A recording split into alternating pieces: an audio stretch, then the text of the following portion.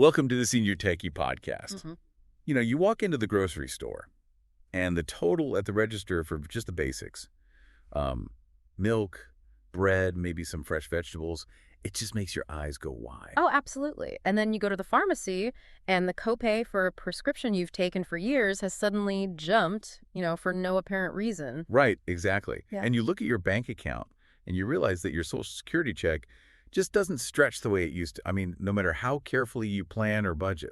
Yeah, it's this heavy, persistent feeling of just trying to hold the line, isn't it? It really is.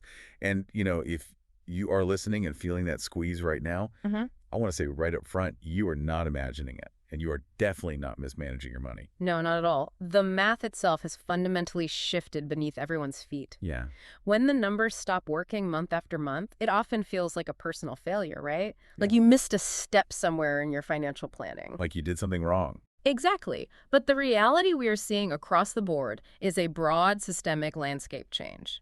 The ground rules of the economy have altered, particularly for anyone living on a fixed income. Which brings us to our mission here at the Senior Techie.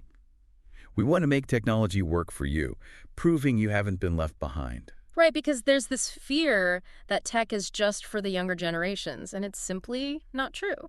Exactly. So we're pulling together a stack of sources, including census poverty metrics, demographic data, and some really extensive research from the National Council on Aging to validate that financial squeeze with actual data. Because the numbers back up exactly what you're feeling at the grocery store. They do. But we aren't just going to sit here and admire the problem. We're going to explore specific, easy-to-use technology that can help you or your caregivers uncover financial relief that you are legally owed, but, you just might not know about. And that's the key, right? Getting the help you're already entitled to. So looking at the data from our sources, the government actually uses a specific term to measure this financial hardship. It's called a supplemental poverty measure, or SPM. SPM. Okay, so how is it different from just the regular poverty line we always hear about? Well, the traditional poverty line is a deeply outdated metric because it really only looks at basic income. Yeah. Think of it like this. It is like looking solely at your grocery receipt to judge your overall financial health. I mean, it tells you something, but it misses the entire reality of your life. Oh, I like that analogy. So the supplemental poverty measure, the SPM, is much more comprehensive. Exactly. It's like looking at your entire checkbook, right? It includes your out-of-pocket medical costs, housing expenses, taxes, and crucially, geographic differences in the cost of living. That geographic part is huge. Right, because $1 in Manhattan, New York, does not stretch the same way it does in Manhattan, Kansas. Yeah, precisely. The SPM factors that reality in, so it provides a much truer picture of your actual wallet. Okay, so when we use that fuller picture, that checkbook measure, what do the recent numbers actually show us? Well, it's tough. When we look at that SPM data, the poverty rate for older adults hit 15%, which is actually up from 14% over the previous couple of years. Wow, 15%. That's a lot of people. It is. We are talking about 9.2 million seniors actively struggling to cover essentials. And the detail that really highlights the systemic issue here. What's that? Seniors were the absolutely only age group where poverty went up. Every other demographic either held steady or saw slight improvements. Wait, really? The only age group? The only one. Man, we have to look at why that backward slide happened specifically for this age group. Because, we did see some significant financial relief roll out over the last few years. Right, during the pandemic. Yeah, exactly. There were temporary boosts to programs like SNAP, the Supplemental Nutrition Assistance Program. And from what I read in the sources, those boosts functioned as a powerful economic stabilizer. They did. They actually dropped the poverty rate for older adults down to 9.5% for a bit. Okay, so why the sudden spike back up to 15%? What changed? Well, those boosts were always legislated to be temporary, right? So when they ended, and when recent cuts to SNAP and Medicaid took effect, the safety net shrank dramatically. It's like pulling the rug out from under people. It really is. And the mechanism there is important to understand. Medicaid, for example, went through a massive administrative process recently. Oh, the eligibility check. Yes. States resumed regular eligibility checks that had been paused for a long time. And millions of people, including many older adults who are still technically eligible, lost coverage. Just because of the paperwork. Exactly. They lost it simply due to administrative hurdles, like missing paperwork or just confusing renewal notices getting lost in the mail. That is so frustrating. And then you combine that loss of benefits with inflation, and the pressure just compounds. Oh, absolutely. Inflation hits fixed incomes exponentially harder. Right, because if your income does not rise in lockstep with the cost of bread, electricity, and property taxes, you are functionally losing purchasing power every single month. You're getting poorer without changing a single habit. Exactly. And the impact of age itself also accelerates this decline. The data shows poverty rates rising significantly as people get older. How significant is the jump? Well, by the time you look at seniors who are 80 and older, 57% live below twice the poverty line under that Fuller checkbook measure, the SPN. Over half. Why? Yeah, 57%. That compares to 36% for those aged 65 to 69. That is a staggering difference. And the sources also point out some pretty stark demographic divides too, right? Yes, very stark. Women, along with Black and Hispanic seniors, face notably higher poverty rates than the overall senior population. And a lot of that disparity ties back directly to lifetime earnings and structural wage gaps, doesn't it? Yes, exactly. If you earned less during your working years, you are obviously able to save less. Right. And your Social Security benefits, which are based on your earnings history, are inherently lower as a result. It's a compounding effect over decades. And there's another massive, often hidden financial drain that our sources highlight: caregiving. Oh, yeah. Caregiving is huge. Nearly half of all family caregivers report serious financial stress. And that includes 14 million seniors themselves who act as caregivers. So these are older adults caring for a spouse, or maybe a sibling or a friend. Exactly. And they pull from their own limited retirement savings to cover someone else's medical supplies, home modifications, transportation, all of it. Which brings us to Social Security. Because, Social Security is supposed to be the bedrock protecting against exactly this level of financial ruin. And to be fair, it remains the single most effective anti-poverty program we have. Yeah. It lifts 28.7 million people above the poverty line. But, and there's a big but here, the critical context is that Social Security was never designed to be an individual's entire retirement plan. No, never. It was structured to be a supplement to traditional pensions and personal savings. Right. But over the decades, traditional pensions have largely disappeared from most workers, and personal savings have been decimated by the rising cost of living. So for millions of older adults, Social Security has mutated from a supplement into their sole source of income. And when a system designed to be one leg of a three-legged stool becomes the entire foundation, well, the whole structure becomes precarious. Exactly. And because that broader safety net is heavily strained and sweeping policy changes at the federal level take an enormous amount of time, we have to navigate the reality of the system we have right now. Right, we can't just wait for Congress to fix everything. No, we really can't. And the current federal and state benefit system is incredibly disjointed. Yeah. It operates like an old, massive engine where the gears have just, slipped out of alignment. That's a good way to put it. There are thousands of different programs spread across local, state, and federal agencies, and they simply do not communicate with each other. So to navigate that misaligned engine, you need a diagnostic tool. And this brings us to a specific piece of technology, which is often called a matching database. Right. And to understand how this works, because I know database sounds like confusing computer code, think of the database as a giant, perfectly organized filing cabinet. Okay, I like that. And this cabinet is managed by a highly efficient, friendly librarian. You hand this librarian your ZIP code and a few basic facts about your financial situation. And then the librarian, which is the database algorithm, instantly filters out all the irrelevant noise. Exactly. It opens the drawers and pulls out only the exact folders of assistance programs that apply to your specific household and your specific income level. And the specific librarian we are looking at in our sources is a fantastic tool created by the National Council on Aging, or NCOA. It's called Benefits Checkup. Benefits Checkup. That's at benefitscheckup.org, right? Yes, benefitscheckup.org. And the reason this tool is so vital is that billions of dollars in benefits go unclaimed every single year. Billions. Yeah. With a B. With a B. Older adults often just don't know these highly specific, localized programs exist. Or, the application processes are so fragmented that people hit a bureaucratic wall and just stop trying. Well, yeah, it's exhausting trying to navigate government websites. Yeah. But the brilliance of Benefits Checkup is how it removes that friction. Totally. First of all, it is completely free and entirely confidential. Yeah. And a critical feature for its accessibility is that it requires absolutely no registration. That is such a relief. You don't have to create an account or verify an email address or set up a profile with a password you'll forget. Nope. The site assumes the user just wants the information without the hassle of a complex account setup. You simply drop in your ZIP code and get your data. And when you use it, this matching database cross-references your information against over 2,500 federal, state, and local programs. That's incredible. What kind of programs does it look for? It looks at SNAP for groceries, utility assistance for heating and cooling, housing help, and various Medicare savings programs. Okay, so you just answer a series of questions about your income, your assets, your specific needs, and then what happens? The system processes that data to generate a highly personalized report. It gives you a concise list of programs you likely qualify for, complete with links to apply directly online, or it gives you forms you can print out and mail. But, what if someone listening is thinking, I really don't like dealing with websites. If interacting with a screen isn't your preferred method, the system still accommodates you, right? Oh, absolutely. There's a live chat feature on the site to connect with someone digitally, but more importantly, they operate a dedicated benefits helpline. Oh, a phone number you can actually call. Yes, you can dial 1-800-794-6559, and a real human being will walk through the database with you over the phone. 1-800-794-6559.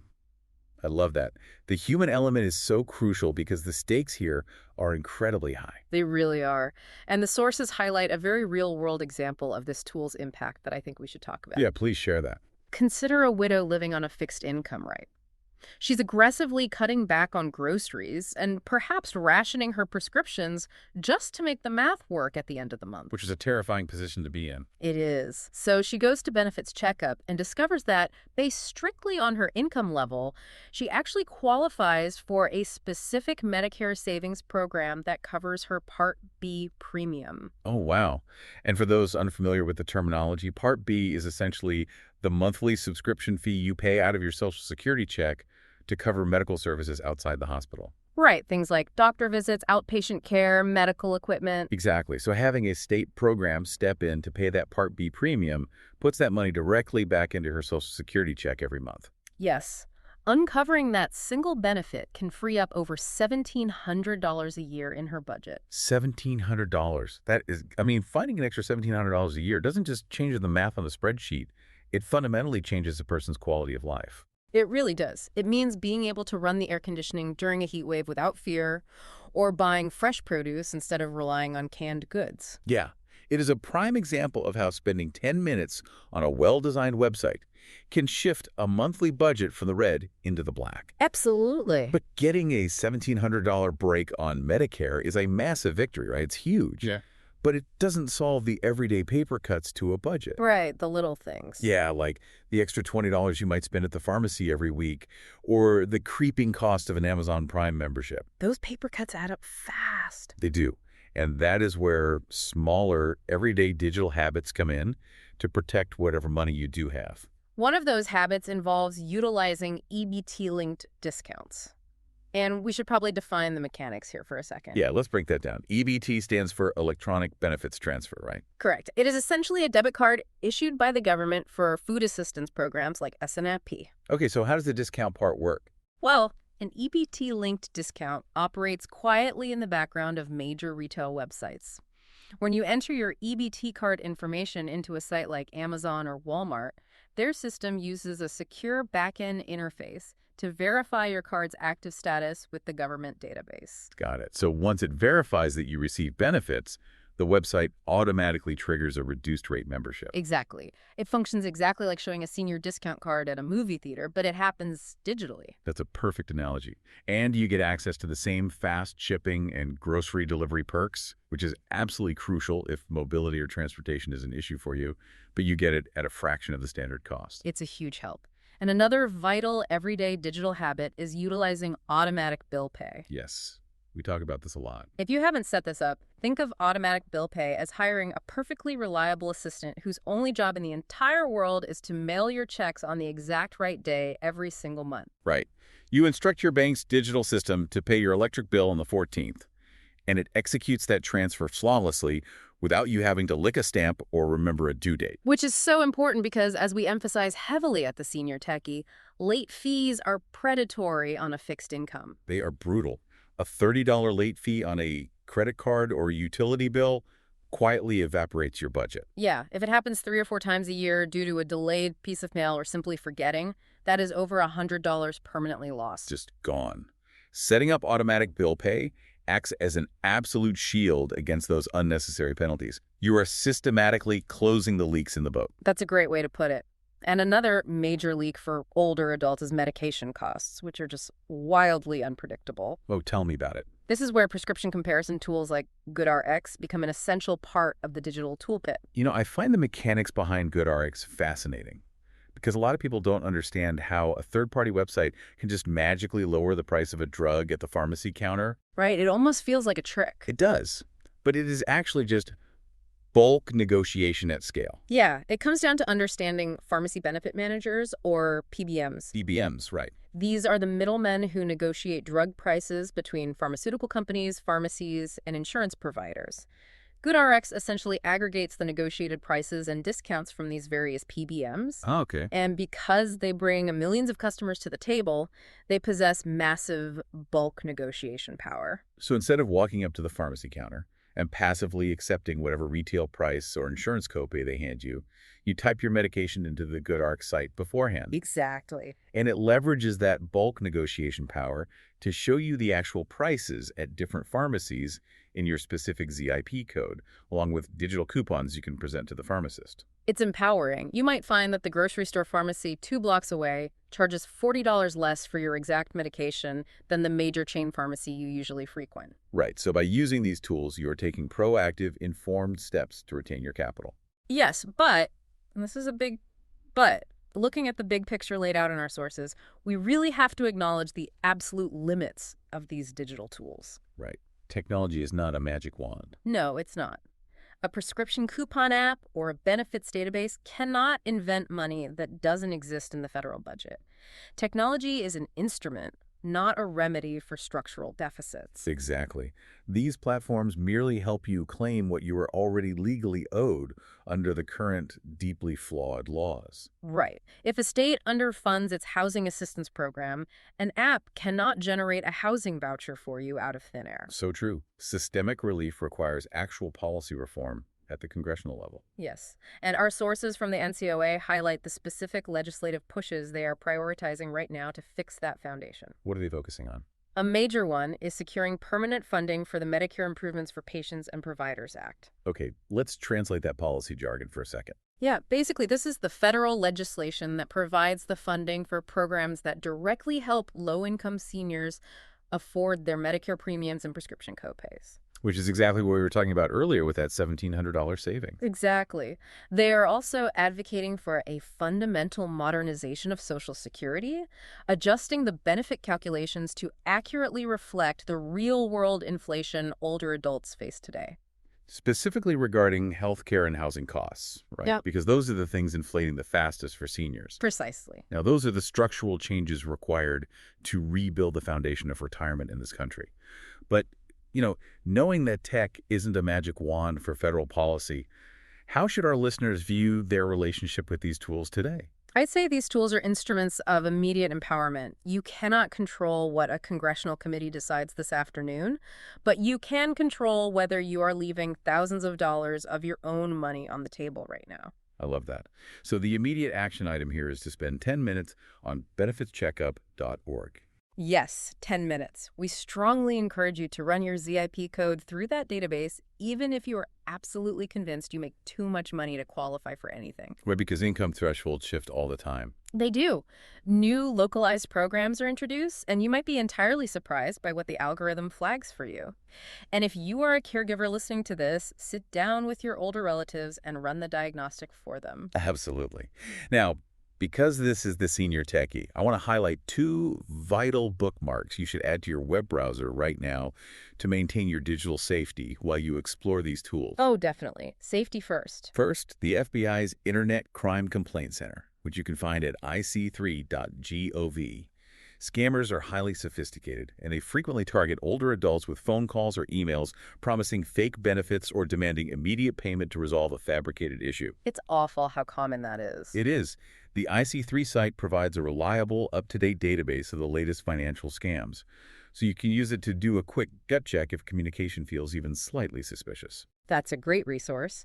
And the second vital bookmark is the official support page for whichever device you use, whether that's Apple's support site for an iPad or Microsoft's for a Windows computer. Why is that one so important? Because the barrier to using a site like Benefits Checkup isn't always knowledge. Sometimes it is strictly physical friction. Oh, like not being able to see the screen clearly. Exactly. If the text on the screen is too small to read comfortably, or the contrast makes it difficult to distinguish buttons, those support pages provide step-by-step guides on configuring accessibility features. That is such a good point. You can adjust the technology so that it conforms to your physical needs. You can scale up the text size globally, increase contrast, or even activate screen reading functions. The goal is to remove the physical friction that keeps people from accessing the help they deserve. Exactly. Well, we have covered extensive ground today, analyzing the data behind the economic squeeze hitting older adults, exploring how to navigate the fragmented benefit system with Benefits Checkup, and detailing the mechanics of everyday digital savings. We really have. But as we wrap up, I want to leave you with a completely different thought to mull over regarding where all this technology is heading. Oh, okay. Where are we heading? Well, the current system forces the burden of discovery entirely onto you, right? You have to realize a program exists, find the database, and run the search yourself. Right, which is exhausting. But imagine a near future where artificial intelligence fundamentally flips that dynamic. What if, instead of you having to search for the benefits, an AI system authorized by you automatically monitors your financial situation and the ever-changing landscape of those 2,500 local and federal programs? Oh, wow. Right. The exact moment you qualify for a utility subsidy or a Medicare discount, the AI autonomously submits the application on your behalf without you ever having to fill out a single form or even realize the program was created. That would be life-changer. We're moving toward a world where technology doesn't just help you find the safety net, it automatically catches you before you even realize you are falling. This podcast was brought to you by The Senior Techie. It's available on Apple Podcasts, YouTube, and Spotify. If you'd like to receive their free newsletters, you can subscribe at subscribe.theseniortechie.com.